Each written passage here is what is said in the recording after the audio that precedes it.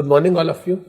बच्चे, आज की क्लास में हम लोग रिवीजन करने वाले हैं अपने एसएलसीएम के एक बहुत छोटे टॉपिक की, जिसका नाम है स्वेट इक्विटी शेयर्स रेगुलेशंस 2002। ये बहुत छोटा टॉपिक है। ज़्यादा से ज़्यादा मुझे लगता है इसको रिवाइज करने में हमें हाफ एन आवर लगना चाहिए, इससे ऊपर नहीं लगना चाहिए। अगर आपको पता हो तो स्वेट इक्विटी शेयर्स हमारे कोर्स में जो दिया हुआ है वो 3 पार्ट्स में दिया हुआ है। यहाँ पर एक दिया हुआ है कंपनी लॉ में जो सेक्शन 2 क्लॉज 88 में स्वेट इक्विटी शेयर्स की डेफिनेशन होती है, बेसिक इंट्रोडक्शन एंड डेफिनेशन। दूसरा दिया गया है जो sweat equity shares section 54 of companies act में पढ़ाया जाता है, और तीसरा दिया गया है जो सेबी की रेगुलेशंस है, राइट। अगर हम बात करते हैं बच्चे, तो इतना हमें पता है कि सर जब एक एम्प्लॉय कोई बहुत ज्यादा आउटस्टैंडिंग कॉन्ट्रीब्यूशन देता है, एक्स्ट्रा ऑर्डिनरी कॉन्ट्रीब्यूशन देता है, और कंपनी उसकी अचीवमेंट से बहुत प्रॉफिट कमाने लायक बन जाती है, तो कंपनी उसके उस कंट्रीब्यूशन के लिए उसको रिवॉर्ड देती है, जिसको हम बोलते हैं स्वेट इक्विटी शेयर्स। स्वेट मतलब खून पसीने की मेहनत की कमाई से जो इक्विटी शेयर एक एम्प्लॉय ने कमाए हैं। मैं कई बार आपको एग्जांपल देता हूं कि आपने कोई फार्मास्यूटिकल कंपनी में काम कर रहे हो और आपने कैंसर की दवाई का फॉर्मूला बना दिया, और आपकी वजह से जो कंपनी है वो बहुत ज़्यादा पैसे अब कमाएगी, उसकी मोनोपोली हो जाएगी पूरे वर्ल्ड में। वो कंपनी ओनली कंपनी है जिसने कैंसर का फॉर्मूला बनाया है दवाई का। इसका मतलब कंपनी को आपकी वजह से लाखों करोड़ों रुपए का प्रॉफिट होगा। कंपनी उसमें उसकी वजह से या उसके अगेंस्ट आपको रिवॉर्ड देना चाहती है, तो उसे हम बोलते हैं स्वेट इक्विटी शेयर्स। याद रखिएगा, स्वेट इक्विटी शेयर्स और एम्प्लॉय स्टॉक ऑप्शन दोनों अलग अलग होते हैं, दोनों की रेगुलेशन अलग है। अगर हम बात करते हैं स्वेट इक्विटी शेयर्स, इनकी रेगुलेशन 2002 है, जबकि एम्प्लॉय स्टॉक ऑप्शंस की जो रेगुलेशन है वो 2014 है, जो हमें अपने कोर्स में वो भी पढ़ाई जाती है, राइट। तो कहने का मतलब स्वेट इक्विटी शेयर्स अलग चीज है और एम्प्लॉय स्टॉक ऑप्शन अलग चीज होती है, यस और नो। तो क्या हमने कभी इतना सुना है कि सर कंपनी अपने एम्प्लॉइज को, देखो स्वेट इक्विटी शेयर्स क्या होते हैं, आपने झंडे गाड़ दिए उसके बाद कंपनी आपको पैसे, आपको शेयर्स दे रही है। जबकि स्टॉक ऑप्शन क्या होता है, आप झंडे गाड़ने के कैलिब्रेट हो, आप एक बहुत अच्छे एम्प्लॉय हो और आपको कंपनी खोना नहीं चाहती, तो आपको रिटेन करने के लिए जो शेयर्स देती है उसे क्या बोलते हैं, एम्प्लॉय स्टॉक ऑप्शन, यस और नो। तो स्टॉक ऑप्शन है अच्छा एम्प्लॉय छोड़ के ना जाए उसके लिए, और स्वेट इक्विटी शेयर्स है अच्छे एम्प्लॉय ने कोई बहुत अच्छा काम कर दिया, उसको एज अ रिवॉर्ड हम कॉम्पनसेशन देना चाह रहे हैं, यस और नो, राइट। जब हम बात करते हैं स्वेट इक्विटी शेयर्स की, तो सर ये कंपनी एम्प्लॉय को देती है। आप याद करो, अगर आपने कभी कंपनी लॉ पढ़ा हो तो वो बोलता है कंपनी कभी भी डिस्काउंट पे शेयर्स इश्यू नहीं कर सकती। डिस्काउंट का मतलब होता है फेस वैल्यू से डिस्काउंट, सेक्शन 53 बोलता है ये बात। लेकिन यहां पर कहता है कि सर अगर स्वेट इक्विटी शेयर्स दिए जा रहे हैं तो वो डिस्काउंट पे इशू किए जा सकते हैं, क्योंकि जब आप स्वेट इक्विटी शेयर्स की जब कंपनी लॉ के अंदर पढ़ते हो तो सबसे पहला वर्ड क्या आता है, not with standing anything contained in section 53। और जब भी किसी सेक्शन में पहला वर्ड नॉट विद स्टैंडिंग आता है, इसका मतलब जो सेक्शन वहां दिया गया है वो उसको ओवररूल कर जाता है, हाँ या ना। तो साफ साफ लिखा हुआ है कि सेक्शन 54 में स्वेट इक्विटी शेयर्स में not with standing anything contained in section 53, मतलब सेक्शन 53 कहता है डिस्काउंट नहीं देना, और सेक्शन 54 जो है वो उसको ओवररूल कर जाता है, मतलब स्वेट इक्विटी शेयर्स डिस्काउंट पे इशू किए जा सकते हैं, यस और नो। तो देखिए यहां पर क्या कह रहा है, सबसे पहले कह रहा है स्वेट इक्विटी शेयर्स का इंट्रोडक्शन। देखिए बेटा, इंट्रोडक्शन में कह रहा है कंपनी डिस्काउंट पे शेयर्स देती है, किसको, अपने एम्प्लॉय को, डायरेक्टर को या प्रमोटर को। इसमें कोई डाउट, सिंपल है। एक फालतू का ज्ञान दूं आपको, अगर कंपनी को एम्प्लॉय या डायरेक्टर को स्वेट इक्विटी शेयर्स देने होते हैं तो उसके लिए कंपनी को पास करवाना होता है स्पेशल रेजोल्यूशन, याद रहेगा। एम्प्लॉय या डायरेक्टर को देने तो एसआर पास होता है, प्रमोटर को देने तो ओआर पास होता है, याद रखिएगा ये बात, क्लियर है सबको। अगर कंपनी ने एम्प्लॉय या डायरेक्टर को देना, आगे कहीं आएगा भी, ये रहा, कंपनी को क्या चाहिए होता है, देखो स्वेट इक्विटी शेयर्स के लिए एसआर, लेकिन अगर प्रमोटर को देना है तो ओआर, क्लियर है ये बात, ऑर्डिनरी रेजोल्यूशन, डन। कहता है जी ये क्यों दे रहे हैं हम उसको स्वेट इक्विटी शेयर्स, क्योंकि उसने बहुत अच्छा काम किया है, तो हम एक तरीके से उसके काम की उसे वैल्यू दे रहे हैं in the form of shares, yes और नो। स्वेट इक्विटी शेयर्स का मतलब है शेयर बेस्ड पेमेंट, जो उसने हमें कैंसर का फॉर्मूला बना के दिया, हम उसके बदले में उसे रिवॉर्ड दे रहे हैं, उसे पेमेंट दे रहे हैं। तो ये एक रिवॉर्ड है टू रिटेन कैलिब्रेट एम्प्लॉय, ताकि वो फ्यूचर में और भी हमारे लिए कुछ अच्छा कर सके। एम्प्लॉय का स्टेक आ जाता है इसमें, और कंपनी में, ऑर्गेनाइजेशन में। क्या ये बात सही है? अब एक चीज सोचो ना, आपने कंपनी, अगर हम बात करते हैं, हम ना कई बार एक बात बोलते हैं कि सुंदर पिचई जो है गूगल के सीईओ, उनकी जो सैलरी है वो 1200 करोड़ रुपए है साल की, क्लियर है ये बात, 1200 करोड़ रुपए साल की उनकी सैलरी है। सर ये जो 1200 करोड़ रुपए साल की हम उनकी सैलरी बोलते हैं, इसमें एक्चुअली देखा जाए तो सैलरी 4 करोड़ ही है बस। बाकी उनको मिलते हैं sweat equity shares, employee stock option. तो इसका मतलब क्या है, हर साल उन्हें इतने के शेयर्स मिलते हैं और इतने के शेयर्स उन्हें पिछले 8 सालों से मिल रहे हैं। आज के टाइम में उनके पास कंपनी के नाना करते हुए 10,000 करोड़ रुपए के शेयर्स हो चुके हैं। तो क्या मैं ये कह, 10,000 करोड़ के वो जो मिले हैं उनकी वैल्यू जो बढ़ के आज के टाइम में 30-40 हज़ार करोड़ वो अलग है। तो कहने का मतलब मोरल ऑफ द स्टोरी, अगर आप सुंदर पिचाई को देखोगे तो he is a man not of 1200 rupees per annum only, 1200 crore rupees per annum. उनकी वर्थ 40 से 50 हज़ार करोड़ है आज के टाइम में। लॉजिक समझ आ रहा है? हर साल कंपनी उन्हें 1100 करोड़ के स्वेट इक्विटी शेयर एंड उनको एम्प्लॉय स्टॉक ऑप्शन देती है। तो हर साल जब 1100 करोड़ के मिलते हैं, पिछले 8-9 सालों में मिले हैं, तो 10,000 करोड़ तो यही हो गया। और 10,000 करोड़ और पिछले 10 साल पहले गूगल कहाँ था और आज कहाँ है, तो सोच के देखो वैल्यू कितनी बढ़ गई होगी। तो आज के टाइम में अगर हम बात करते हैं तो सुंदर Pichai is a man of 40-50,000 crore rupees. समझ आती है ये बात? डन। तो इसका मतलब एक कंपनी जो है वो एम्प्लॉय को बहुत सारे स्वेट इक्विटी शेयर्स दे सकती है, राइट। लेकिन कितने दे सकती है, कैसे दे सकती है, वो सब अभी हम पढ़ेंगे। अच्छा, एक चीज याद रखेगा, इसके अंदर बताया जाता था कि सर एम्प्लॉय को मिलते हैं स्वेट इक्विटी शेयर। कौन से एम्प्लॉय को मिलते हैं? जो कंपनी का परमानेंट एम्प्लॉय है। और पहले एक रूल होता था जिसने कम से कम कंपनी में 1 साल काम किया हो। लेकिन याद रखिएगा, कंपनी में अमेंडमेंट आई थी और अमेंडमेंट एक्ट जब आया था तो उसमें ये 1 साल वाली बात हट गई थी। मतलब आज के टाइम में रूल क्या है, कंपनी परमानेंट एम्प्लॉय को देगी स्वेट इक्विटी शेयर्स। क्लियर है? चाहे उसने कंपनी ज्वाइन करके 1 महीने के बाद ही कुछ बड़ा अचीव कर लिया हो, पॉसिबिलिटी है ना। तो पहले रूल क्या होता था, परमानेंट एम्प्लॉय को देगी जिसने कम से कम 1 साल काम किया। अब रूल क्या है, परमानेंट एम्प्लॉय को देगी, 1 साल काम करने वाला कोई लॉजिक नहीं है। Am I clear? देखिए क्या कह रहा है यहां पर। कह रहा है कि सर सेक्शन 2 क्लॉज 88 में क्या डेफिनेशन दी गई है। देखिए, ये कहता है कि ये वो शेयर्स होते हैं जो डिस्काउंट पे देती है कंपनी अपने एम्प्लॉय, डायरेक्टर या प्रमोटर को। क्यों देती है? क्योंकि उसने कंट्रीब्यूट किया है क्या, टेक्निकल नो हाउ। ये लॉ की लैंग्वेज है, technical know how, intellectual property या वैल्यू एडिशन। तो ये बात सेक्शन 2 क्लॉज 88 की डेफिनेशन में दी गई है कंपनीज एक्ट के, कि जब कंपनी अपने एम्प्लॉइज को, प्रमोटर्स को या डायरेक्टर्स को डिस्काउंट पे शेयर देती है क्योंकि उन्होंने कोई टेक्निकल नो हाउ या इंटेलेक्चुअल प्रॉपर्टी या वैल्यू एडिशन किया है। अब अगर हम ये बात करते हैं ना, technical know how, intellectual property, value addition, ये वर्ड ज्यादातर tech related, IT related industries में यूज होते हैं या फार्मास्यूटिकल कंपनीज में यूज होते हैं, यस और नो। पर इसका मतलब ये नहीं है कि सिर्फ टेक रिलेटेड या फार्मास्यूटिकल कंपनी ही स्वेट इक्विटी शेयर्स दे सकती है, कोई भी कंपनी दे सकती है। लेकिन हालांकि डेफिनेशन में ये बोला गया है कि कंपनी जनरली इन चीजों के लिए देती है, और ये वाली चीजें जो ये या तो IT सेक्टर में होती है या फार्मास्यूटिकल में होती है, राइट, दवाइयों में होती है। तो देखिए यहाँ पे क्या कह रहा है, at discount to employee, director, promoter.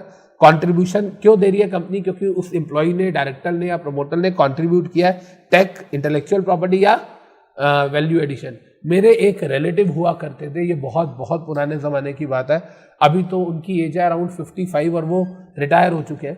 अभी एक्चुअली रिटायर मतलब अब वो काम नहीं करते हैं, अब वो बहुत बड़े एडवाइज़र हैं, लीगल एडवाइज़र हैं। कोका कोला की कभी कोल्ड ड्रिंक पिया आपने? कोका कोला की जो बॉटल है उसमें जो कोका कोला का डिज़ाइन आता है, जो कोका कोला कंपनी में बॉटल है उसमें जो कोका कोला का डिज़ाइन आता है, उस डिज़ाइन को उन्होंने बनाया था। जैसे लिखा होता है ना कोका कोला, वो डिज़ाइन उन्होंने बनाया था उस ज़माने में। मैं बात कर रहा हूँ आज से 20 साल पहले की, 20-22 साल पहले की। उस ज़माने में उनको 50 लाख रुपए के स्वेट इक्विटी शेयर्स दिए थे कंपनी ने, उन्होंने डिज़ाइन बनाया था। और 50 लाख रुपए के जो स्वेट इक्विटी शेयर्स दिए थे वो 2 रुपये फेस वैल्यू पे दिए थे। और जबकि जो कंपनी का शेयर 50 लाख रुपए के स्वेट इक्विटी शेयर्स 2 रुपये फेस वैल्यू पे, मतलब 25 लाख शेयर दिए होंगे, हाँ या ना। आज के टाइम में सोचो उनकी कितनी वर्थ है। फिर उसके बाद उन्होंने एक और डिज़ाइन बनाया था थोड़े साल पहले, अगर आपको पता हो तो पेप्सी का डिज़ाइन आता था। पेप्सी का लोगो क्या है? गोल है, बॉल है, बॉल के अंदर बीच में 2 लाइन है। अब वो 2 लाइन वैसी की जैसी है कि थोड़ी टेढ़ी हो गई है। कितनों ने देखा है पेप्सी का पुराना लोगो और नया लोगो? पुराना लोगो जो होता था वो कुछ ऐसा होता था, देखो जो पुराना लोगो होता था वो कुछ ऐसा होता था, ये बॉल है, बीच में ये 2 लाइन है। अभी क्या हो गया, ये बॉल है,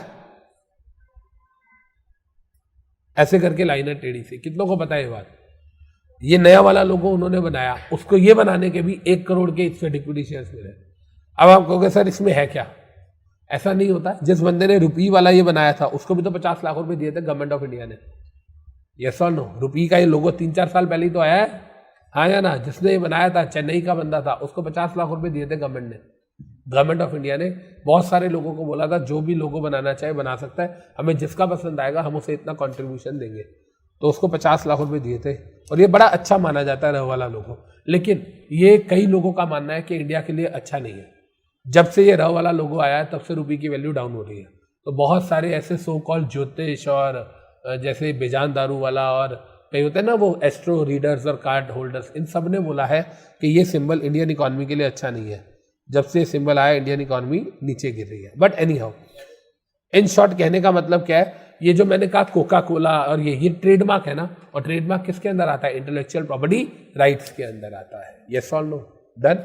तो क्या हम लोगों को पहला क्वेश्चन इंट्रोडक्शन वाला इतना समझ आ गया? पहले में इंट्रोडक्शन है, दूसरे में सेक्शन 2 क्लॉज 88 है जिसमें कह रहा है टेक रिलेटेड और आईटी इंडस्ट्री में ये टर्म सुनने को मिलती है। कौन कौन सी? Technical know how, intellectual property या वैल्यू एडिशन। डन। आगे देखिए, कहता है सर जब आप इसको देते हो स्वेट इक्विटी शेयर्स देते हो तो इसमें 2-3 अप्रूवल चाहिए होता है। पहला अप्रूवल चाहिए होता है बोर्ड ऑफ डायरेक्टर्स का, इसके बाद एक कमेटी होती है जिसको बोलते हैं कॉम्पनसेशन कमेटी। याद रहेगी बात, कॉम्पनसेशन कमेटी। कॉम्पनसेशन कमेटी अलग होती है, सुनिएगा ध्यान से। बच्चे कहते हैं सर हमने ना कंपनी लॉ में ऑडिट कमेटी सुना है, सर हमने ना कंपनी लॉ के अंदर एनआरसी सुना है, nomination and remuneration committee, sir हमने ना कंपनी लॉ में स्टेक होल्डर रिलेशनशिप कमेटी सुनी है। ये कॉम्पनसेशन कमेटी क्या है? ये कॉम्पनसेशन कमेटी ऑप्शनल होती है, मैंडेटरी नहीं होती है। ये कंपनी लॉ तो ये बोलता ही नहीं, ये कौन बोलता है? सेबी। और सेबी भी क्या बोलता है? ऑप्शनल है। लेकिन अब आप सुनो, अगर आपने स्वेट इक्विटी शेयर्स देने हैं तो इसका अप्रूवल चाहिए, और अगर इसका अप्रूवल चाहिए तो ये मैंडेटरी हो गई आपके लिए, ऑप्शनल हो गई। अगर कोई, देखो सुनो, अगर कोई कंपनी है उसके लिए कॉम्पनसेशन कमेटी बनाना जरूरी नहीं होता, ये बात क्लियर है। लेकिन अगर कोई कंपनी स्वेट इक्विटी शेयर्स दे रही है तो कॉम्पनसेशन कमेटी का अप्रूवल चाहिए। इसका मतलब उस कंपनी के लिए ये कमेटी बनाना जरूरी हो जाएगा, हाँ या ना? Am I clear? Compensation committee जरूरी नहीं होती है आपकी कंपनी में, लेकिन अगर आपकी कंपनी एम्प्लॉय स्टॉक ऑप्शन, एक होता है ESOS, एक होता है ESPS, employee stock option scheme, employee stock purchase scheme.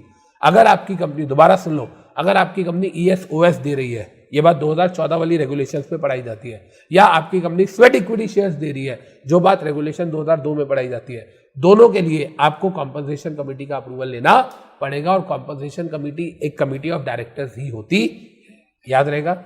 तो इसका मतलब ये, क्या कॉम्पनसेशन कमेटी बनाना जरूरी है? नहीं है। लेकिन किस कंपनी के लिए जरूरी है? जो एम्प्लॉय स्टॉक ऑप्शन ला रही है या जो स्वेट इक्विटी शेयर्स ला रही है, दोनों के लिए कॉम्पनसेशन कमेटी होना जरूरी है। क्लियर है? इसके बाद क्या चाहिए? SR, और अगर प्रमोटर्स है तो SR की जगह OR, ये बता दिया मैंने आपको। डन। तो 3 अप्रूवल चाहिए, BR चाहिए, कॉम्पनसेशन कमेटी का अप्रूवल चाहिए और SR चाहिए। डन। अब देखिए, कहता है सर स्वेट इक्विटी शेयर्स में सेक्शन 54 में क्या बोला गया है? सेक्शन 54 में कुछ कंडीशंस दी गई है, याद है आपको, कि अगर कंपनी स्वेट इक्विटी शेयर्स ला रही है तो ये सारी कंडीशंस फुलफिल करनी पड़ेगी। पहले आप ये बताओ, जब कंपनी किसी इंप्लॉय को स्वेट इक्विटी शेयर्स देती है तो क्या वो नई कैटेगरी का हो सकता है? वो ऑलरेडी इशूड क्लास का होना चाहिए। सुना कभी आपने ये बात कि वो ऑलरेडी इशूड क्लास का होना चाहिए? क्या मतलब है इसका? आज तक कंपनी ने 10 रुपए वाली फेस वैल्यू का इक्विटी शेयर इशू किया है, आज तक कंपनी ने 10 रुपए वाली फेस वैल्यू का इक्विटी शेयर इशू किया है, तो इसको भी कंपनी 10 वाला ही देगी, 5 वाला 8 वाला नहीं दे सकती। तो जिस क्लास ऑफ इक्विटी शेयर आपने ऑलरेडी मार्केट में इशू किए हुए हैं, जो class of equity share already trade हो रहे हैं, उसी सेम क्लास का शेयर होना चाहिए। क्लियर है ये बात? मतलब कल को वोटिंग राइट्स को या डिविडेंड को लेके कोई डिफरेंस नहीं होना चाहिए। जो क्लास ऑफ शेयर्स आपने लोगों को दिए, सेम वही क्लास ऑफ शेयर आप स्वेट इक्विटी शेयर्स अपने कैलिब्रेट एम्प्लॉय को दोगे। डन। तो बच्चे इतनी बात हम लोगों को समझ आ गई कि सर जब भी कंपनी स्वेट इक्विटी शेयर्स देगी तो वो उसी फेस वैल्यू के, उसी क्लास के देगी जो ऑलरेडी मार्केट में ट्रेड हो रहे हैं। डन। इसके बाद ये होगी पहली चीज। दूसरी चीज क्या हो गई? ये first point. Second point, sir company को SR पास करना है, लेकिन अगर प्रमोटर्स को देने हैं तो OR पास करना है। और प्रमोटर का मतलब हमें पता है सेक्शन 2 क्लॉज 69 में दिया होता है कंपनी लॉ के। Promoter is a person who is named as a promoter in prospectus और named as a promoter in annual return of the company, right? or a person who exercise direct or indirect control over the company, or a person on whose advice board of directors are accustomed to act. सुनिए ये definition, right? Sir ये कहता है कि अगर आप sweat equity shares दोगे, अगर आप स्वेट इक्विटी शेयर्स दे रहे हो तो आपको रूल नंबर 8 में जो कंडीशंस दी गई हैं वो भी फॉलो करनी पड़ेंगी। ये रूल नंबर 8 कौन सा होगा? पहली बात तो सेक्शन 54 है। अगर आपने कभी कंपनी लॉ पढ़ा हो तो आपको याद होना चाहिए सेक्शन 73 से लेके 42 कौन से चैप्टर के अंदर आता है? शेयर कैपिटल एंड डिवेंचर्स, हाँ या ना? तो मतलब ये रूल नंबर 8 किसका होगा? Rule number 8 of companies share capital and debenture rules 2014। सही बोल रहा हूं, गलत बोल रहा हूं? सोच के जवाब दो। सर ये रूल नंबर 8 किसकी बात कर रहा है? रूल नंबर 8 चैप्टर का होता है हमेशा, और सर ये सेक्शन 54 है जो 43 से 72 के बीच में आता है, और इस चैप्टर का नाम क्या है? Share capital and debentures. तो इसका मतलब रूल नंबर 8 किसकी बात कर रहा है? Rule number 8 of companies share capital and debenture rules 2014। Yes और नो? क्लियर है जी? पक्का? अब देखिए यहां पर कह रहा है सर इसके साथ साथ आपको सेबी की रेगुलेशंस भी फॉलो करनी पड़ेगी। कौन सी रेगुलेशन? जो पढ़ रहे हो 2002। अगर एक अनलिस्टेड कंपनी है तो वो सिर्फ रूल 8 फॉलो करेगी, कंपनी लॉ वाला, और अगर लिस्टेड कंपनी है तो रूल 8 के साथ साथ ये वाली रेगुलेशंस भी फॉलो करनी पड़ेगी। यस और नो? जवाब दो। और कहता है सर एम्प्लॉय का क्या मतलब दिया गया है? कहता है सर एम्प्लॉय का मतलब है वो एम्प्लॉय जो परमानेंट एम्प्लॉय है। अब इसमें मैं टेम्परेरी एम्प्लॉय को नहीं दे सकते sweat equity shares, permanent employee को दोगे। और यहां पर अब 1 साल वाला कोई लॉजिक नहीं है, मैंने आपको बताया। चाहे आप कंपनी ज्वाइन करने के बाद 20 दिन में आपने कुछ बड़ा अचीव किया और कंपनी आपको स्वेट इक्विटी शेयर दे रही है, ऐसा हो सकता है, राइट। वो एम्प्लॉय कंपनी का होना चाहिए, चाहे वो इंडिया में हो या इंडिया के बाहर हो, कोई फर्क नहीं पड़ता, और वो उस कंपनी का हो, उसकी होल्डिंग का हो या उसकी सब्सिडरी का हो। इसका मतलब क्या हुआ कि अगर होल्डिंग कंपनी ने कुछ अच्छी, होल्डिंग कंपनी में आपने कोई झंडे गाड़े, क्या सब्सिडरी आपको दे सकते हैं sweat equity shares? Yes. Subsidiary में करे क्या होल्डिंग दे सकती है? यस। हाँ या ना? तो मतलब जिस कंपनी में आपने अचीव किया है वो कंपनी उसकी होल्डिंग या उसकी सब्सिडरी। हाँ या ना? या आप ऐसे समझो एक कंपनी अपने एम्प्लॉय को, अपनी होल्डिंग के एम्प्लॉय को या अपनी सब्सिडरी के एम्प्लॉय को स्वेट इक्विटी शेयर्स दे सकती है। डन? याद रहेगा, पेपर में केस स्टडी आ सकती है कि एक्स लिमिटेड के एम्प्लॉय ने कुछ किया और उसकी होल्डिंग कंपनी जो है उसने उसके, मतलब एक्स लिमिटेड के एम्प्लॉय ने कुछ किया, उसकी होल्डिंग कंपनी है एच, उसने अपने एक्स के एम्प्लॉय को दे दिए स्वेट इक्विटी शेयर्स। क्या वो अपने शेयर्स दे सकती है? यस, दे सकती है। एक एम्प्लॉय ने जब कुछ अच्छा किया है तो जिस कंपनी में अच्छा किया है वो कंपनी भी आपको स्वेट इक्विटी शेयर्स दे सकती है, उसकी होल्डिंग भी दे सकती है और उसकी सब्सिडरी भी दे सकती है। याद रहेगा? डन? आगे देखिए क्या कह रहा है। कह रहा है सर ये बताइए कि ये तो कंडीशंस हमें 4 समझ आ गई, ये तो बेसिकली बेसिक कंडीशंस है ना। ऑलरेडी इशूड एसआर, प्रमोटर के लिए ओआर, रूल नंबर 8 फॉलो करना पड़ेगा उस चैप्टर का, कंपनी लॉ का। इसके अलावा ये रेगुलेशंस फॉलो करनी है और एम्प्लॉय का मीनिंग क्या है। लेकिन आपको नहीं लगता एसआर या ओआर पास होता है तो लोगों के घरों में जब एसआर पास होगा तो लोगों के घरों में नोटिस जाएगा, जनरल मीटिंग का नोटिस। हाँ या ना? और जब नोटिस जाएगा, आप ये बताओ स्वेट इक्विटी शेयर्स इश्यू करने हैं, इसके लिए हमें आपका अप्रूवल चाहिए। ये ऑर्डिनरी बिजनेस है या स्पेशल? कंपनी लॉ में स्पेशल बिजनेस है। और जब ये जाएगा तो इसकी एक्सप्लेनेटरी स्टेटमेंट भी जाएगी, यस और नो? और उस एक्सप्लेनेटरी स्टेटमेंट में कहता है क्या क्या चीजें मेंशन होंगी। देखिए कहता है सर हम टोटल कितने शेयर्स दे रहे हैं स्वेट इक्विटी, हम जो एम्प्लॉय को शेयर दे रहे हैं उसको कितने दे रहे हैं शेयर्स, मार्केट प्राइस कितना उन शेयर्स का, उसने जो फॉर्मूला बनाया जो हम कह रहे हैं बड़ा एक्स्ट्रा ऑर्डिनरी उसने अचीवमेंट दिया है, उसकी क्या वैल्यू लगाई है हम लोगों ने। मतलब उसने जो कैंसर का फॉर्मूला लगाया है हम उसकी क्या वैल्यू लगा रहे हैं, हम उसकी वैल्यू 20 करोड़ लगा रहे हैं, 100 करोड़ लगा रहे हैं, 50 करोड़ लगा रहे हैं। एक बार गूगल ने बोला था कि सुंदर पिचाई ने हमें एक एडवाइस दी है जिससे हमें 84,000 करोड़ रुपीस का फायदा हुआ है। तो इसका मतलब उसकी उस एडवाइस की वैल्यू कितनी थी? 84,000 करोड़। तो वही वाली चीज यहां पर है कि हमने जो एम्प्लॉय ने जो कंट्रीब्यूट किया उसके कंट्रीब्यूशन की हमारे लिए क्या वैल्यू है। यस और नो? आगे कह रहा है नाम क्या उस एम्प्लॉय का, क्या हम उससे कुछ पैसे भी ले रहे हैं या सिर्फ बिल्कुल फ्री ऑफ कॉस्ट दे रहे हैं। मतलब एक तो होता है 10 वाला शेयर 2 रुपए में दे रहे हैं, जैसे मैंने अभी एग्जांपल दिया था, मेरे एक रिलेटिव को मिला था, अंकल को। तो या हम उससे कुछ कंसिडरेशन ले रहे हैं, बिल्कुल फ्री ऑफ कॉस्ट दे रहे हैं। स्वेट इक्विटी शेयर किस प्राइस पे दे रहे हैं, वही वाली बात, 10 वाला 0 पे दे रहे हैं, 10 वाला 2 पे दे रहे हैं। हाँ या ना? राइट? अच्छा एक बात बताओ, जब company sweat equity share issue करेगी तो क्या इससे इक्विटी शेयर्स बढ़ जाएंगे? इक्विटी शेयर्स बढ़ जाएंगे, यस और नो? स्वेट इक्विटी शेयर एक इक्विटी शेयर होता है। जब स्वेट इक्विटी शेयर्स इशू किए तो इक्विटी कैपिटल बढ़ गई, यस और नो? जब इक्विटी बढ़ गई तो जो अर्निंग पर शेयर होती है वो फॉल हो गई कि नहीं हो गई? अर्निंग पर शेयर क्या होती है? Total earning divided by number of shares. तो जब शेयर्स बढ़ गए तो ईपीएस क्या हो गई? डाइल्यूट हो गई। तो कितनी डाइल्यूट हो गई वो भी आपको बताना पड़ेगा। राइट?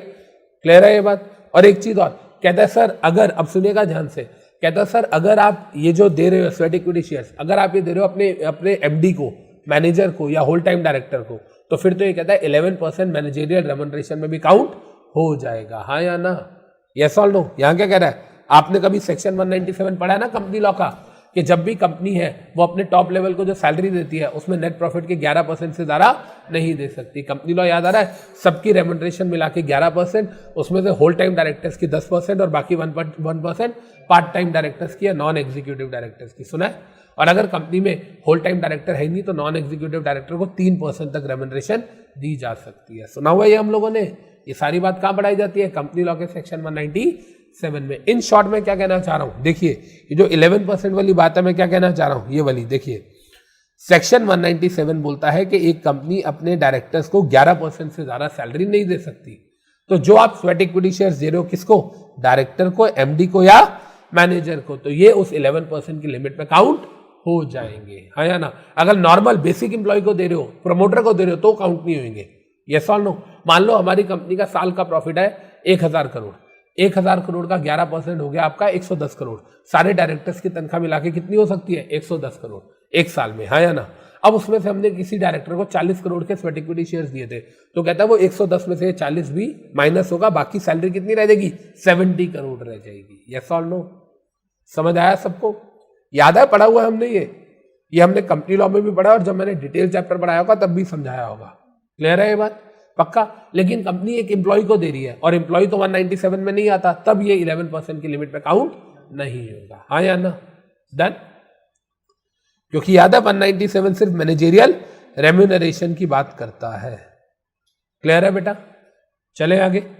अब देखिए, कह रहा है is sweat equity share a preferential issue? क्या ये एक प्रेफरेंशियल इशू होता है? अब एक चीज बताओ, स्वेट इक्विटी शेयर सेक्शन 54 होता है कंपनी लॉ का, प्रेफरेंशियल इशू या प्रेफरेंशियल अलॉटमेंट सेक्शन 62 होता है, स्वेट इक्विटी 54 होता है और प्रेफरेंशियल 62 होता है। आपने कहीं से भी कंपनी लॉ पढ़ाओ, कभी किसी टीचर ने 54 और 62 को रिलेट किया? कभी भी नहीं किया, क्योंकि स्वेट इक्विटी शेयर्स अलग है और प्रेफरेंशियल इशू अलग है। यस और नो? और वैसे भी कहता है कंपनी लॉ में रूल नंबर 8 सब रूल 3 में और सेबी की आईसीडीआर रेगुलेशन 2018 में, जो पहले 2009 वाली होती थी, अब नई रेगुलेशन आ गई थी आईसीडीआर 2018, इसके अंदर कहता है साफ साफ बोला गया है कि स्वेट इक्विटी शेयर्स अलग चीज होती है और प्रेफरेंशियल अलॉटमेंट अलग चीज होती है। क्लियर है ये बात? हाँ या ना? इन शॉर्ट आप समझिए, इन शॉर्ट में क्या कहना चाह रहा हूं, एक कंपनी जब स्वेट इक्विटी शेयर्स दे रही है, एक अनलिस्टेड कंपनी जब स्वेट इक्विटी शेयर्स दे रही है, क्या उसे सेक्शन 54 फॉलो करना है? मेरा क्वेश्चन सुनिए, एक unlisted company sweat equity shares दे रही है, क्या उसे सेक्शन 54 फॉलो करना है? यस। लेकिन क्या उसे 62 फॉलो करना है कंपनी लॉ का? नहीं, क्योंकि sweat equity share preferential allotment नहीं होता। क्लियर है? एक लिस्टेड कंपनी अगर दे रही है तो उसे सेक्शन 54 फॉलो करना है, साथ में ये वाली रेगुलेशन आईसीडीआर फॉलो नहीं करनी। देखियो, ध्यान से सुनो, कंपनी लॉ में 2 सेक्शन 54 एंड 62। 54 कौन सा है? Sweat equity. 62 कौन सा है? Preferential allotment. अगर एक अनलिस्टेड कंपनी ला रही है तो क्या फॉलो करेगी? 54 या 54 विद 62? 54, 62 का कोई लेना देना नहीं है। ये बात तो समझ आ गई। अब एक लिस्टेड कंपनी है, एक है ये वाली रेगुलेशन 2002, एक है आईसीडीआर 2018। आईसीडीआर 2018 में बोला गया प्रेफरेंशियल अलॉटमेंट कैसे देनी है, इसमें बोला गया स्वेट इक्विटी शेयर्स कैसे देने हैं। अगर एक कंपनी स्वेट इक्विटी शेयर्स दे रही है तो खाली ये वाली रेगुलेशन फॉलो करेगी, इसके साथ आईसीडीआर भी करेगी? खाली यही वाली, आईसीडीआर नहीं करेगी, क्योंकि आईसीडीआर में क्या बोला गया है? Preferential allotment. हाँ या ना? यस और नो? तो इन शॉर्ट प्रेफरेंशियल अलॉटमेंट अलग है और स्वेट इक्विटी शेयर्स अलग है। अनलिस्टेड कंपनी 54 और 62 को मिक्स नहीं करेगी, लिस्टेड कंपनी इन रेगुलेशंस को और आईसीडीआर को मिक्स नहीं करेगी। Am I clear? पक्का याद रहेगा? अब यहां से ये जो मैंने अभी तक आपको बातें बताई, क्वेश्चन नंबर 1, 2 एंड 3, सच्चाई है कि रेगुलेशंस का तो है ही नहीं भाई। 1 बेसिक इंट्रोडक्शन है, उसमें सेक्शन 2 क्लॉज 88 कंपनी लॉ वाला पढ़ाया गया है, 54 जो है ये भी कंपनी लॉ वाला है, प्रेफरेंशियल इशू है या नहीं ये जनरल बात है। अब यहां से शुरू हो रहा है हमारा chapter, SEBI issue of sweat equity shares regulation 2002, और सच्चाई है इसमें सिर्फ इतने पॉइंट्स हैं। एच के बाद मैं इसको ज्यादा से ज्यादा आई डाल देता हूं एक, बस। तो A B C D E F G H I 9 points हमें पढ़ने हैं इसके अंदर, और फिर हमारा ये चैप्टर कंप्लीट हो जाएगा। देखिए, सबसे पहले ये जो ए वाला पॉइंट है ये कभी आपके एग्जाम में नहीं आने वाला, ये कभी भी नहीं पूछेगा। देखो, स्वेट इक्विटी रेगुलेशंस 24 सितंबर 2002 को आई थी, 2002 की रेगुलेशन है, ये 24 सितंबर को नोटिफाई हुई थी। डेट याद कर लोगे ठीक है, नहीं करोगे तो भी कोई दिक्कत नहीं है। इन रेगुलेशंस में 4 चैप्टर है, मतलब इन रेगुलेशंस को 4 चैप्टर्स में डिवाइड किया गया है। पहले चैप्टर का नाम है प्रीलिमिनरी एंड डेफिनेशन, ये तो हमें पता है हर एक्ट में या हर रेगुलेशन में पहला प्रीलिमिनरी होता है, डेफिनेशन होती है। कह रहा है दूसरे का नाम है issue of sweat equity shares by listed company, company sweat equity shares issue कर सकती है। तीसरे का नाम है जनरल ऑब्लिगेशंस, एंड फोर्थ का नाम है पेनल्टीज एंड प्रोसीजर। अब आपसे कभी ये थोड़ी पूछेगा कि स्ट्रक्चर बताओ स्वेट इक्विटी रेगुलेशंस का, कि इसमें 4 चैप्टर हैं। पहला जो है प्रीलिमिनरी एंड डेफिनेशंस, दूसरा जो है कंपनी इशू कर सकती है, तीसरा जनरल ऑब्लिगेशन, चौथा पेनल्टीज एंड प्रोसीजर्स। डन, कभी पेपर में नहीं आएगा। हाँ, pricing of sweat equity shares, very very very important, ये भी हमारे पेपर में आ सकता है। जो ऊपर मैंने आपको 54 और ये बढ़ाया 288, ये भी पेपर में आ सकता है। 54 भी इंपॉर्टेंट है और 2 क्लॉज 88 भी इंपॉर्टेंट है।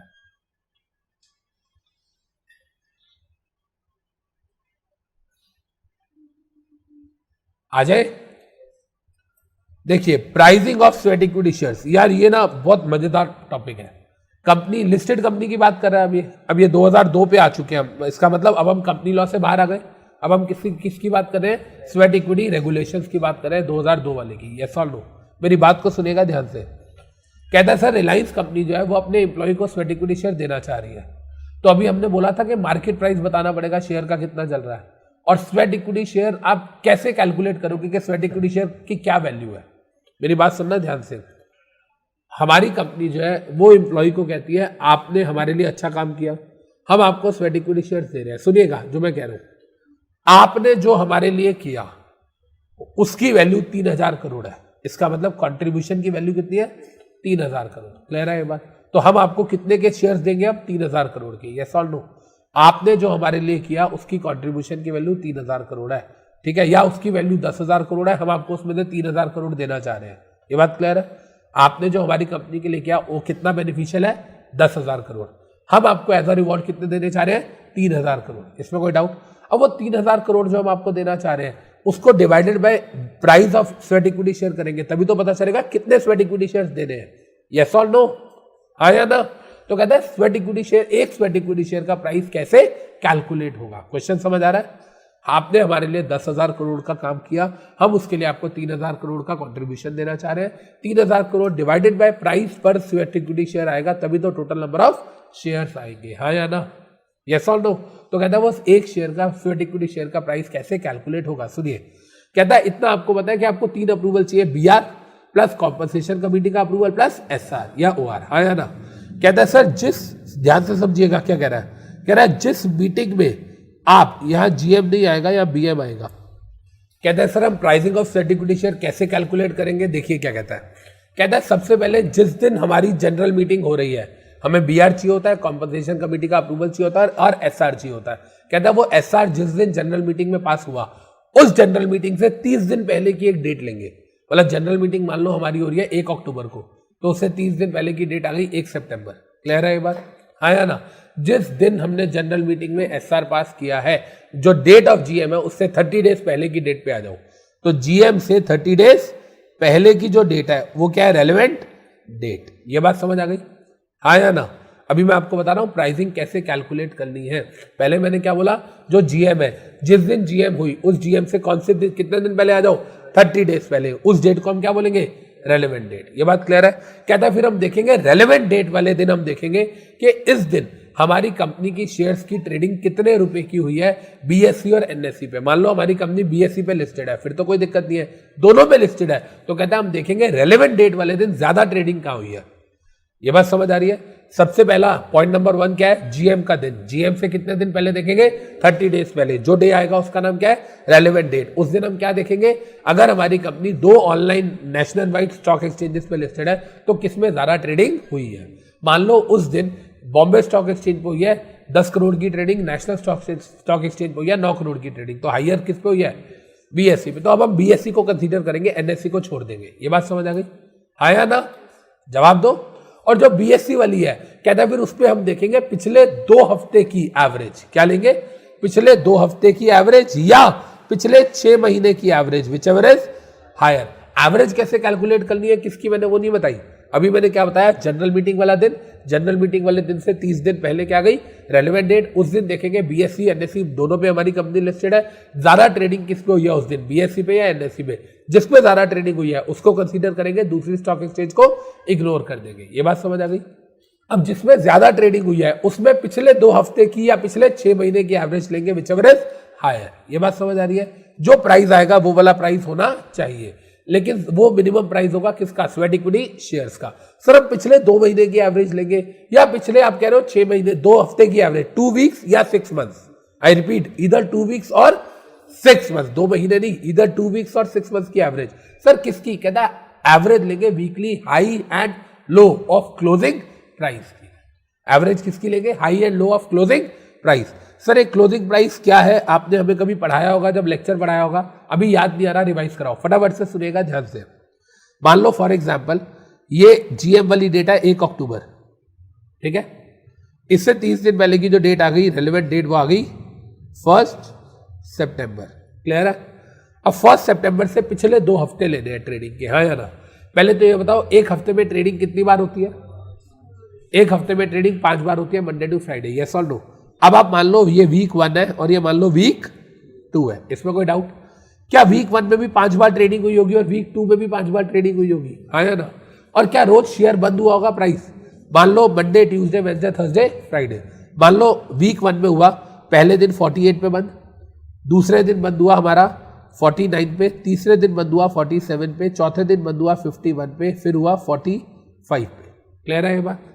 5 दिन अलग अलग प्राइस पे शेयर क्लोज हुआ, यस और नो, जवाब दो।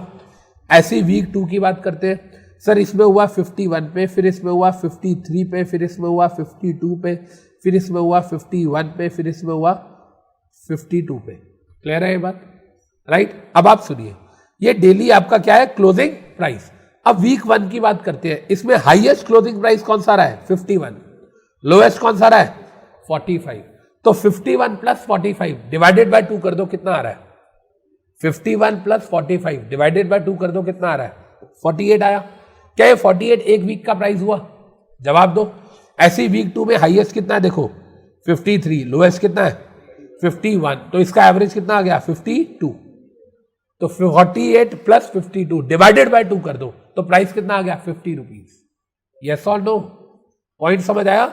हम कैसे पिछले 2 हफ्ते की कैलकुलेट करेंगे, जनरल मीटिंग से 30 दिन पहले जो आएगी वो रेलेवेंट डेटा है, उससे उस दिन हम देखेंगे कि एनएससी पे ज्यादा शेयर ट्रेड हुए या बीएससी पे, उस दिन उस पर्टिकुलर डेट पे जिस स्टॉक एक्सचेंज पे ज्यादा हुए, फिर उस स्टॉक एक्सचेंज पे पिछले 2 हफ्ते की एवरेज लेंगे। क्लियर है। कैसे लेंगे एवरेज, मंडे टू फ्राइडे में जो क्लोजिंग प्राइस रहा, highest plus lowest divided by 2। ऐसे वीक 1 आ गया, ऐसे वीक 2 आ गया, दोनों को प्लस किया, मतलब वीक 1 में आया highest plus closing divided by 2, price आ गया एक। ऐसी वीक 2 में highest plus closing divided by 2, वो भी एक प्राइस आ गया, फिर दोनों को प्लस करके डिवाइड बाय 2 कर देंगे। समझ आ रही है ये बात, यस और नो। और अगर ऐसी हमें 6 महीने का देखना है, तो 6 महीने मतलब 26 हफ्ते, 6 महीने मतलब 26 वीक्स, यस और नो। तो ऐसे वीक 1 का निकाला, वीक मतलब हर एक वीक के क्या करना है, क्लोजिंग प्राइस देखना है, पांचों दिन का क्लोजिंग प्राइस देखा, उसमें से हाईएस्ट और लोएस्ट देखा, दोनों को प्लस करके डिवाइडेड बाय 2 करके उस वीक का एवरेज आ गया। ऐसे 26 हफ्तों का एक एक प्राइस आ जाएगा, हाँ या ना।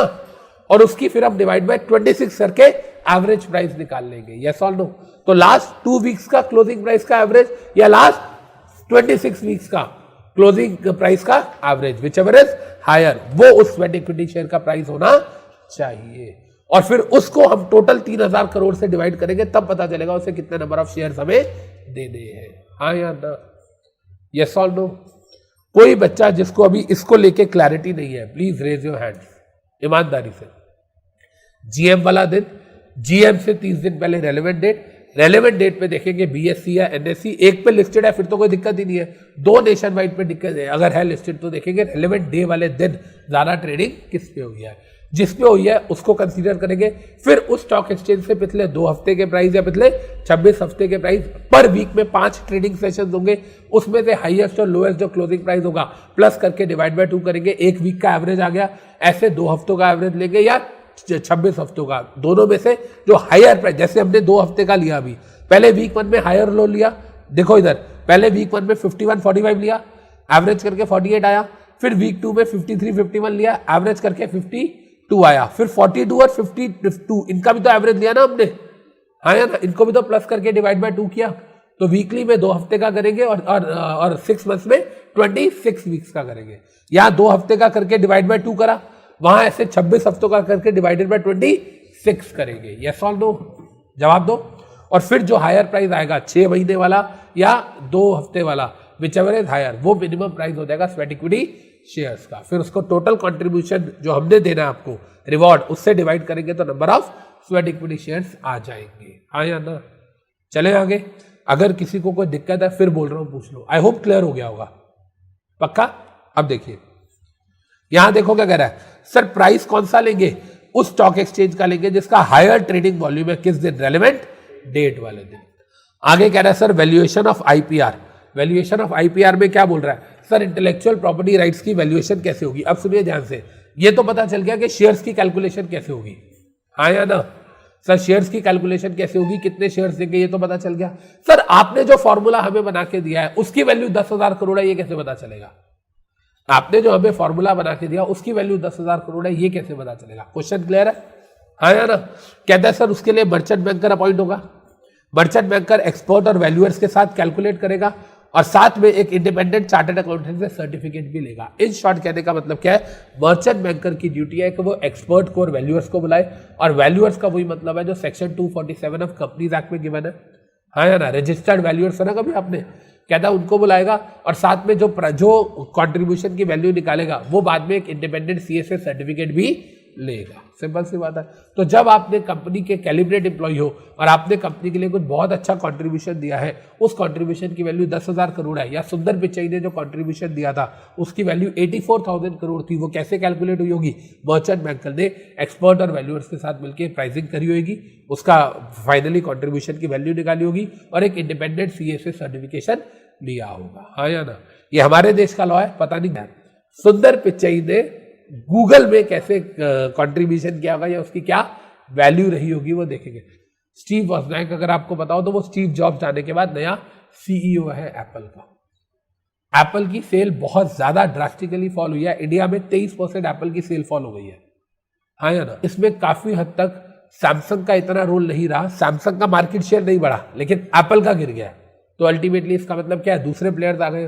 वो दूसरे प्लेयर्स में नंबर 1 प्लेयर कौन सा है जिसने डिस्ट्रॉय किया? One plus. इसके अलावा और किसने किया? इसके अलावा किया पोको करके एक फोन आया एमआई का पोको करके एक रेंज आई है ना, उसने भी अच्छा खासा डिस्ट्रॉय किया एप्पल की मार्केट। जब से एप्पल 1 लाख रुपए प्लस का हो गया ना, तब से लोग थोड़ा सा एप्पल से दूर होने लगे, राइट? खैर आगे देखिए, अकाउंटिंग ट्रीटमेंट। कहता है सर एक चीज बताइए, सुनिए इधर, जो कंपनी उसको पैसे दे रही है, जो कंपनी उसको पैसे दे रही है, सुनिएगा बड़े ध्यान से बेटा, जब कंपनी उसको पैसे दे रही है, उसको शेयर्स दे रही है कंपनी, कहना कंपनी इसको एक्सपेंडिचर माने, कंपनी इसकी एंट्री कहां करे? पीएनएल में करे, बैलेंस शीट में करे? कंपनी इसको रेवेन्यू नेचर माने या कंपनी इसको कैपिटल नेचर माने? कहता जी देखो डिपेंड करता है जो उसने कंट्रीब्यूशन दिया उसमें, जो 10,000 करोड़ का उसने कंट्रीब्यूशन दिया उसके बदले में आपने 3,000 करोड़ के शेयर्स दिए। अब कहता है इन शेयर्स को पीएनएल में एक्सपेंडिचर मान लिया जाए या इसको हम दिखाएं बैलेंस शीट के अंदर। कहता है सर डिपेंड करता है जो उसने कंट्रीब्यूशन दिया है वो कंट्रीब्यूशन हमारे लिए एसेट है, वो एसेट डेप्रिशिएबल है या नॉन डेप्रिशिएबल है। अगर वो एसेट डेप्रिशिएबल है तो उसे बैलेंस शीट में दिखाया जाएगा उस 3,000 करोड़ के खर्चे को, और अगर वो नॉन डेप्रिशिएबल है तो फिर कहता है उसको पीएनएल में दिखाया जाएगा। M I clear? पॉइंट समझ आया? देखो क्या कह रहा है, कह रहा है सर जो हम उसे शेयर्स दे रहे हैं वो दे रहे हैं उसके 10,000 करोड़ के कंट्रीब्यूशन की वजह से। वो कंट्रीब्यूशन कैश की फॉर्म में है, नॉन कैश है? जो 10,000 करोड़ रुपए का उसने हमें कंट्रीब्यूशन दिया है, जो फॉर्मूला उसने हमें दिया वो कैश है या नॉन कैश है? नॉन कैश है। कहता है वो जो फॉर्मूला है वो हमारे लिए एक एसेट है, वो एसेट को हम देखेंगे कि वो एसेट डेप्रिशिएबल है या नॉन डेप्रिशिएबल है, मतलब अदर है, यस और नो? डेप्रिशिएबल है तो बैलेंस शीट में दिखाएंगे, नॉन डेप्रिशिएबल है तो रेवेन्यू नेचर का है, इसका मतलब पीएनएल में एक्सपेंस में दिखाएंगे वो 3,000 करोड़ रुपया, हाँ या ना? क्लियर है? पक्का? कहता है सर वो जो ऑडिटर का सर्टिफिकेट लिया था ना हमने, ये रहा सीए वाला सर्टिफिकेट है ना, कह रहा है सर उसको एजीएम में रखना पड़ेगा शेयर होल्डर्स के सामने, जो आने वाली एजीएम है। मतलब आपने फरवरी 2019 के अंदर, सुनिएगा, फरवरी 2019 में आपने स्वेट इक्विटी शेयर्स दिए, तो उस टाइम पे आपने वो सर्टिफिकेट लिया होगा। तो कहता है इस साल की फरवरी मार्च में ईयर खत्म होगा, सितंबर 19 तक एजीएम होती है, हमें बताया 6 महीने में होती है एजीएम। कंपनी लॉ का सेक्शन 96 बोलता है ना, within 6 months from the closure of financial year AGM होती है। तो जिस दिन एजीएम हुई, कहता है शेयर होल्डर्स के सामने वो सर्टिफिकेट आपको रखना पड़ेगा कि देखो जी हमने इस प्राइस पे दिए थे और हमारे कंट्रीब्यूशन की ये वैल्यू थी और हमारे ऑडिटर ने या इंडिपेंडेंट सीए ने सर्टिफाई किया था, हाँ या ना? क्लियर है ये बात? Ceiling of on managerial remuneration, ये तो मैं आपको बता ही चुका हूं, कि 11% में आएगा अगर मैनेजर, एमडी या होल टाइम डायरेक्टर को दिया है तो, राइट। एम्प्लॉय को दिया, प्रमोटर को दिया तो नहीं आएगा। लॉक इन पीरियड 3 साल होता है from the date of allotment.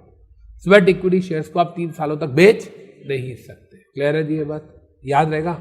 N employee who has received sweat equity shares वो 3 सालों तक बेच नहीं सकता। अगर वो 3 सालों के अंदर कंपनी छोड़ के चला जाता है तो भी उसकी वैल्यू 0 हो जाएगी। पॉइंट समझ आ रहा है? स्वेट इक्विटी शेयर्स की वैल्यू 2 शर्तों पे है। पहली शर्त 3 सालों तक आपको कंपनी में रहना पड़ेगा। दूसरी शर्त आप इसको 3 साल से पहले बेच नहीं सकते। Am I clear? यस और नो? याद रहेगा सबको?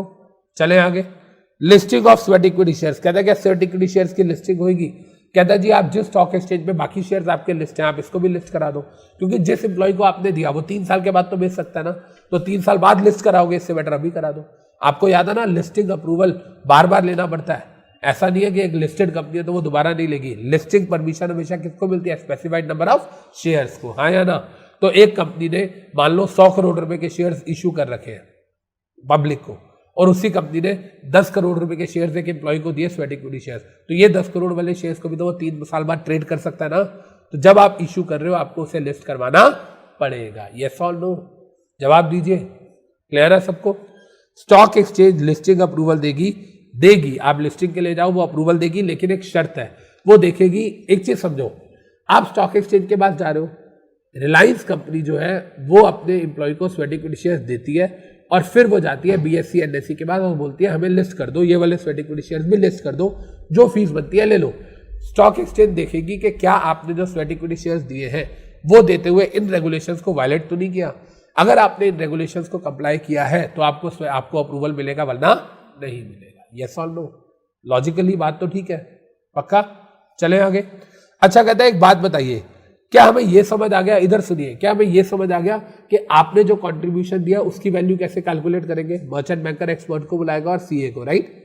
दूसरी बात हमें यह समझ आ गया हमने आपको 3000 करोड़ देना, उसकी वैल्यू कैसे कैलकुलेट करेंगे? कितने number of sweat equity shares देने हैं उतनी कैसे कैलकुलेट करेंगे? ये सब हमने देख लिया। अब यहां पर कह रहा है एक कंपनी कितने के स्वेट इक्विटी शेयर्स दे सकती है अपने एम्प्लॉय को, कोई मैक्सिमम लिमिट होनी चाहिए। अगर आपने कभी कंपनी लॉ पढ़ा हो तो आपने maximum borrowing limit, maximum lending limit, सबके फॉर्मूले पढ़े, हाँ या ना?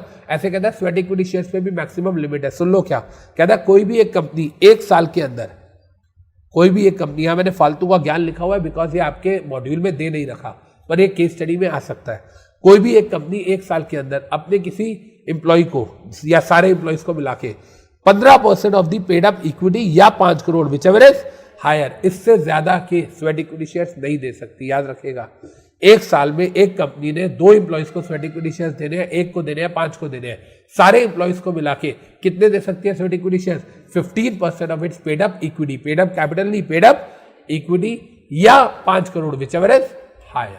क्लियर है ये बात? मान लो फॉर एग्जांपल हमारी पेड अप इक्विटी है 100 करोड़, 100 करोड़ का 15% कितना हो गया? 15 करोड़। 15 या 5 हायर क्या है?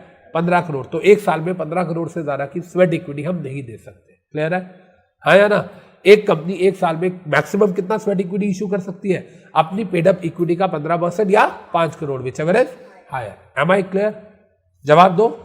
आगे देखिए, कह रहा है ये तो हो गया 1 साल की लिमिट। अब कहता है टोटल लिमिट क्या है?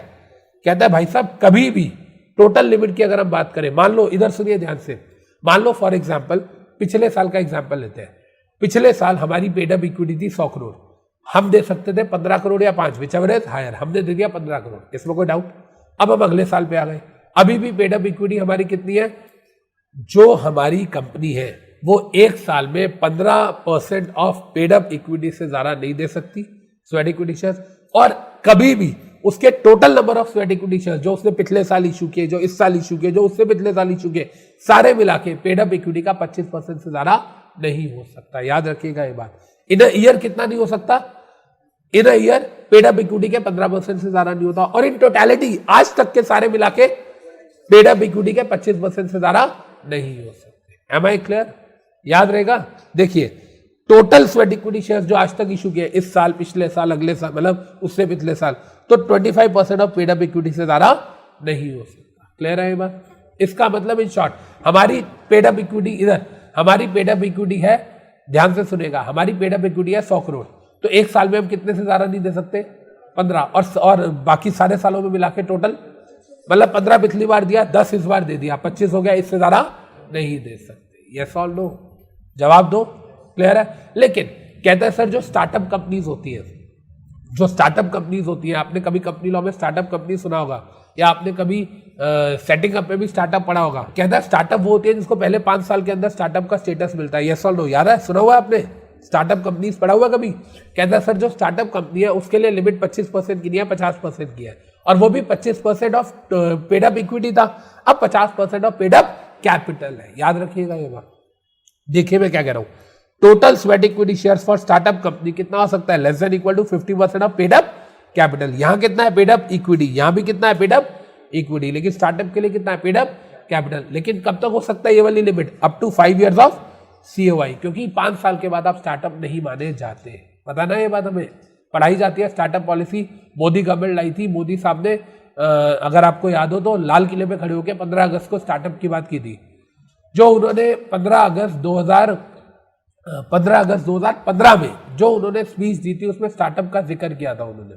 स्टार्टअप और मेक इन इंडिया एक साथ आए थे, अगर आपको याद हो तो इन शॉर्ट कहने का मतलब क्या है, एक कंपनी एक साल में कितने स्वेट इक्विटी शेयर्स इशू करती है? अपनी पेड अप इक्विटी का 15%, और कभी भी उसकी जो टोटल स्वेट इक्विटी शेयर्स है उसकी वैल्यू पेड अप इक्विटी के 25% से ज्यादा नहीं हो सकती। क्लियर है ये बात? हाँ या ना? और इसके अलावा जो स्टार्टअप कंपनी है उसके लिए क्या है? 25 की जगह 50% है और पेड अप इक्विटी की जगह पेड अप कैपिटल है। यस और नो? क्लियर है? तो यहां पे हमारा स्वेट इक्विटी शेयर्स पूरा रिवाइज हो गया। आई होप आप सबको क्लियर हो गया होगा। ठीक है जी, इसको प्लीज अब आप लोग 10, 15, 20 मिनट में अपने आप रिवाइज कर सकते हैं। ठीक है, फिर मिलते हैं नेक्स्ट क्लास में नेक्स्ट चैप्टर के साथ। Till then take care, bye.